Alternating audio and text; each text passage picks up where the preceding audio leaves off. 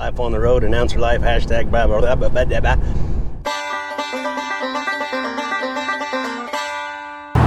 Hey everybody, I'm Kenny, this is Sagebrush Soul, and today we're just doing some chores around the house. Yeah, I got a bunch of stuff to do. Spring is trying to sneak up on us. I've got another snowmobile race coming up here in about 3 days, but I'm gonna have to head back over to Idaho Falls, do a little bit more work on the bus. Then after the race, back to Idaho Falls, try to get the bus ready for transport, and then I'll be gone for about another 3 weeks after that. So really trying to get on top of a few things around here. We gotta swap a toilet, we gotta clean out the flower beds. I really need to clean out the shop. I don't even want you guys to look in there because I'm trying to get moved out of my storage unit. Oh, I gotta move out of the storage unit. But yeah, I wanted to take the Sagebrush bike over to Idaho Falls so I could be ready to take it to a few events. It's still giving me some fits, but I haven't had any time to work on it. But I had a hanging tank that I could hang, gas tank that I could hang off the handlebars that was supposed to be here today, and Amazon said it's not going to be here. And I don't usually get Amazon stuff on Saturday, and today's Friday, so there you go. But one of the other things, Vicky painted the entire house last spring, and she took the shutters down, and they were old and kind of rough looking.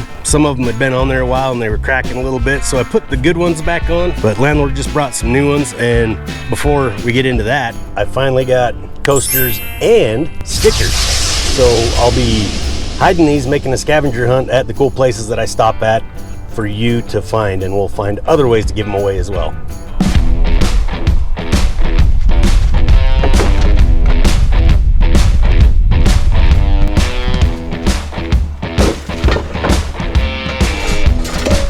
Bet you can't guess what I'm doing today.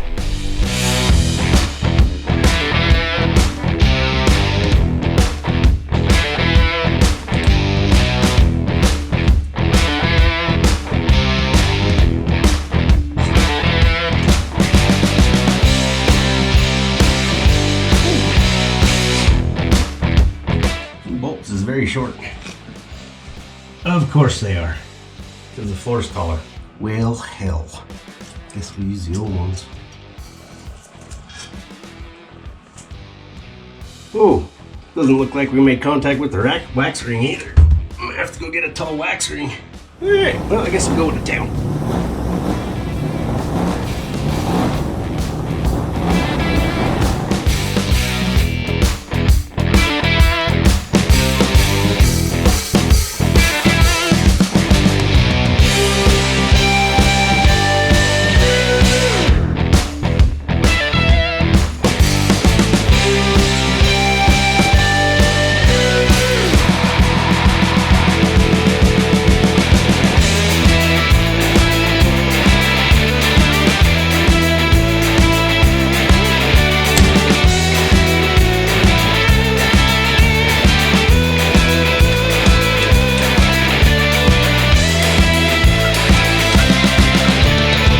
We was in trouble.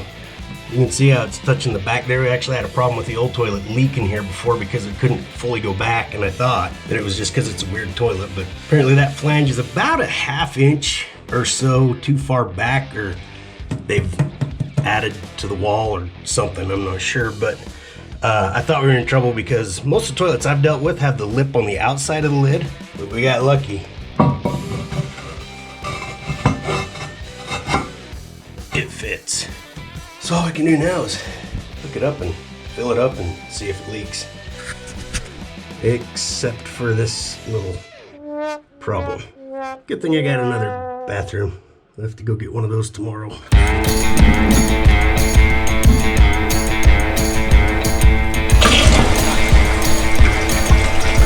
Feels really inappropriate to be filming like this, but it's all about the toilet.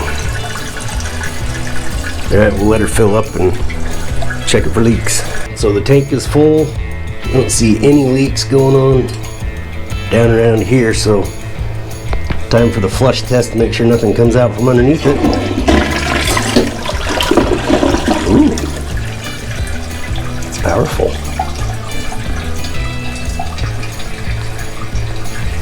Sturdy, she's not going anywhere. Got a little bit of those things done, but it's nice weather. I want to work on the motorcycle. Don't look at my garage.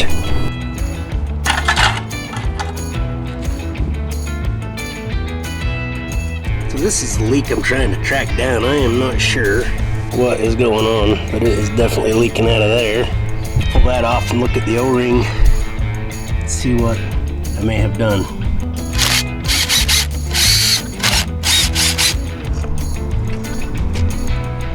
It actually smells like gas. I wonder if it just got so thinned down that it was running past that.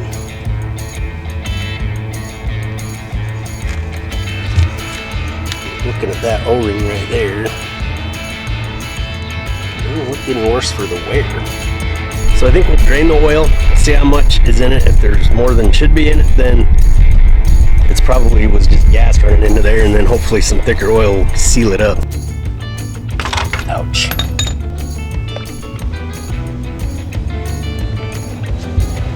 Almost to 24 ounces. Looks clean. Biggest problem is I haven't been able to smell very good since right after Thanksgiving, so I can't really tell. Yeah, it's got a little bit of a gas smell to it, I think. Hey, what do you think? I'm gonna consult the Bible and see how much it needs in there. Put my old man glasses on.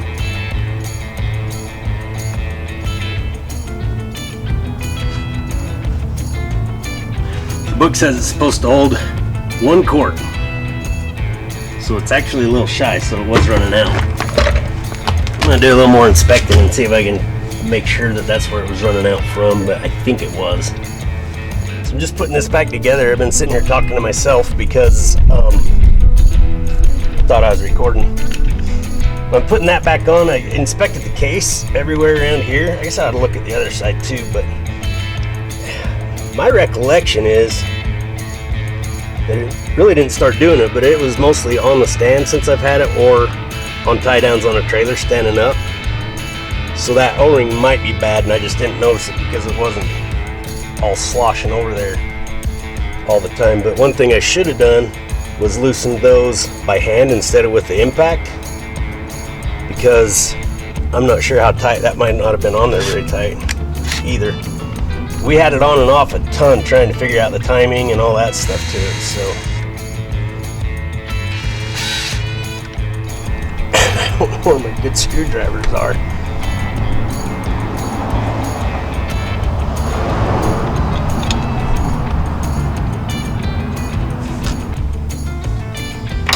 I'll throw some oil in it, and then we'll play with the gas and the air part. I feel a little defeated. I was hoping to get it running good enough to take it to Idaho Falls, where I could do the finishing touches on it and stuff and get it ready to go this summer.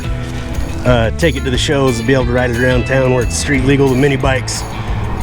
Cops don't really like us riding those around town, so that's licensed and insured, and I thought we had it all figured out when we were in Duchesne. You've probably seen that video. If you haven't, here it is. Clearly we did not. So a couple things I did. I changed the needle. Then it wanted to run fine on the choke, but as soon as I took the choke off, it died.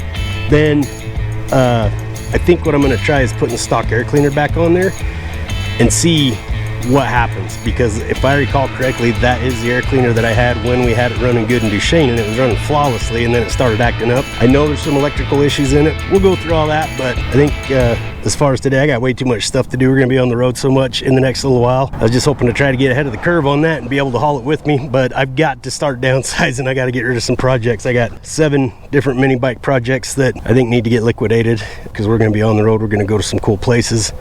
But I'm gonna go grab a bite to eat, and we'll catch you tomorrow. Well, it's 11 o'clock in the morning on Tuesday, February 22nd. We're headed to Idaho Falls now.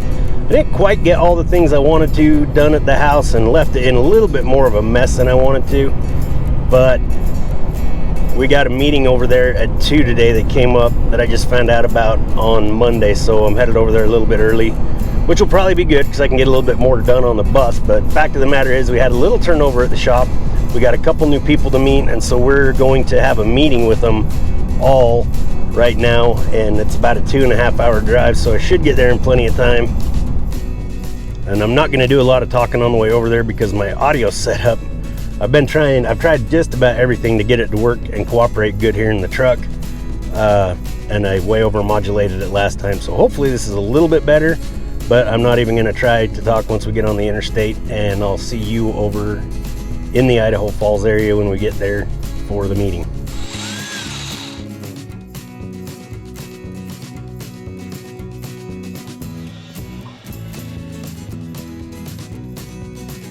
This is a rest stop I frequently hit on my way to Idaho Falls. It's just about right after drinking coffee and water the whole way.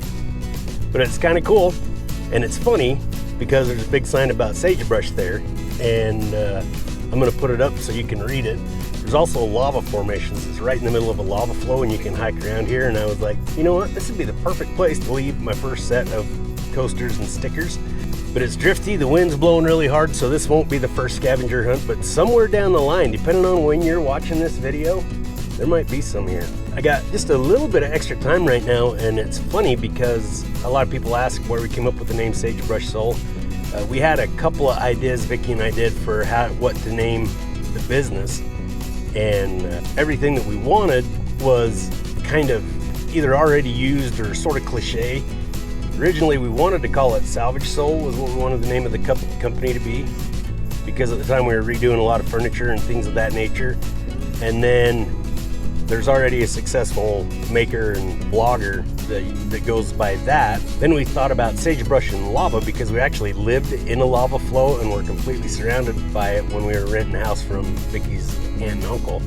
And then we kind of crashed the two together and came up with Sagebrush Soul. And one of the cool parts about it is sage is used for cleansing by a lot of Native American tribes, and it kind of has that feeling to it that you would sage something. And actually in a lot of cultures they use sage for a cleansing, and it's really funny. We didn't intend that, but it's kind of a cool thing with sagebrush soul, like cleansing your soul. So now you know, we better head to the shop.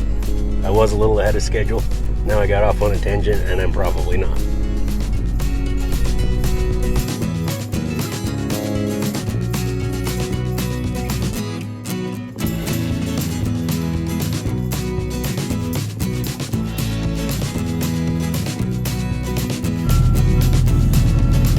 Like the wheels and tires have arrived.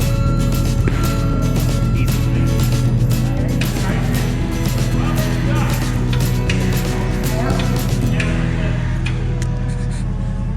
As far as the bus tasks and the stuff that's remaining over the next 2 weeks, we'll go through that after the meeting, but we only have 40 minutes. Once we jump to 3 people, we only have 40 minutes on the meeting, and that should be oodles of time anyway to get through. Did you put on a tie like I told you to? No, I had on some blue dress pants with a blue button-up shirt, Nice. brown shoes, and I went poop before I went to court. Thanks for the segue, Mike, because poo perfectly describes my camera audio lately. About 50% of the footage that I shot for the last 2 weeks of vlogs sounds like this. But moving on, one section of the bus refused to let paint stick to it. I assume between road grime, mechanic hands, and Lord only knows what school kids might have done to it, the paint must have been horribly contaminated. I decided to take most of it down to metal, clean it like crazy, then give it a coat of etching primer. Don't mind Kobe. I think he qualifies us as being an equal opportunity employer. While the primer cured, I set out to finish the smoky flame tips on the bus. Then Maddie hooked me up with some of our new merch graphics on my new laptop backpack, which I later learned did not fit my laptop at all. But it looks cool.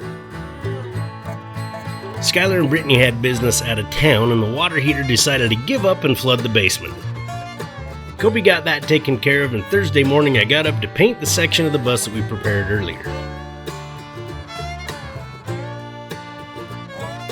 If you ever wanted to know how to mix paint, I'm going to show you right now. Most automotive paints will have a little guide like this on there. So it's 4 parts paint, 1 part activator or hardener, and then you can reduce up to 25%. That's your guide. Then you're going to get one of these handy little mixing cups, and you can go and find a scale. This one has 4 to 1, and then a half, then to 1.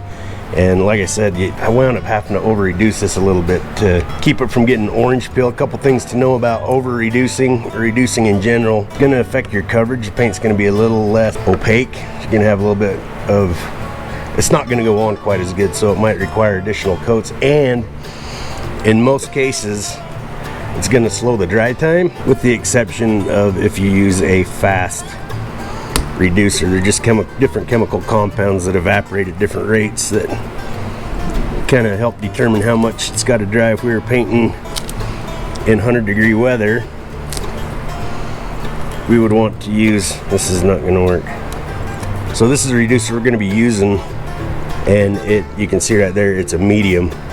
So that's pretty good. With the temperatures we're painting in, we could get away with a fast reducer, but we're probably not going to be doing it that much. If you're painting in really hot weather, you want a slow reducer so the paint doesn't dry before you get it out of the gun. We're going to go ahead and try very carefully to go to line number 2 with the paint, and then we'll do the hardener, or I've always called it hardener. Trying to do this for the camera might be a trick. I want you and me both to see that paint line.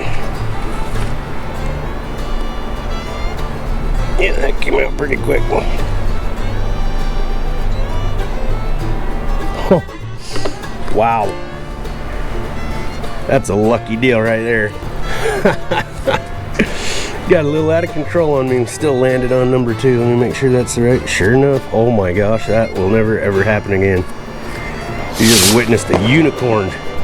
All right, so then we're gonna go to our 1 part of hardener. Comes in this little guy. There we go. We're gonna put 1 part of hardener in there.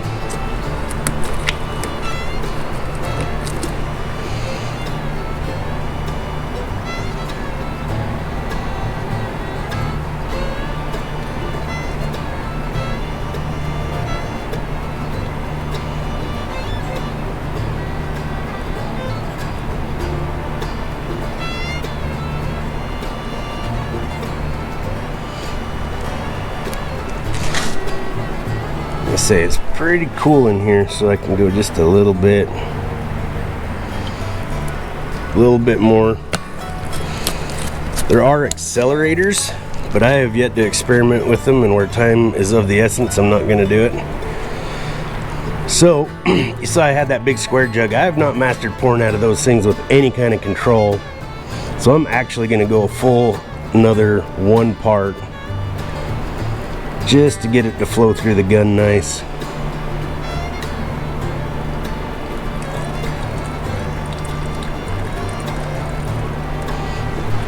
We'll see how that stirs down, see how full we are. Hopefully I can edit my heavy breathing out of this. I always breathe heavy when I'm mixing paint. It's looking pretty good for what we're doing. I might add a little bit more. So when it comes to paint, there's instructions on sweat-in times. Some paints want you to only mix the paint and the activator or hardener first. Let them mingle for like 15 minutes before you do the reducer. I didn't see anything like that on this one, and I don't know if there's a standard practice, but this is kind of the rate that I've been going on this, and I haven't had any problems. I actually did, I take that back. On the first one, just to be on the safe side, when I painted the body of the bus, I mixed the paint and hardener first, and then I figured out how much I needed because I was painting a full amount, and then I'd measure. It wound up being like 3 ounces of reducer that I would put per full. I was going up to number 7 on that, on the 4-to-1. So I was mixing full cups, obviously, because it was a big project. In fact, I was mixing them 2 at a time, and then I'd measure out 3 ounces each. But I did a couple just straight up, had no effect on the paint. The paint's holding up fine. But usually you want to give it about a 3-minute stir just to make sure everything is mixed up really nice and good. And you don't need to watch me stir for 3 minutes, but basically that's how you mix paint. It's a very, very quick and dirty instructions on how to mix paint.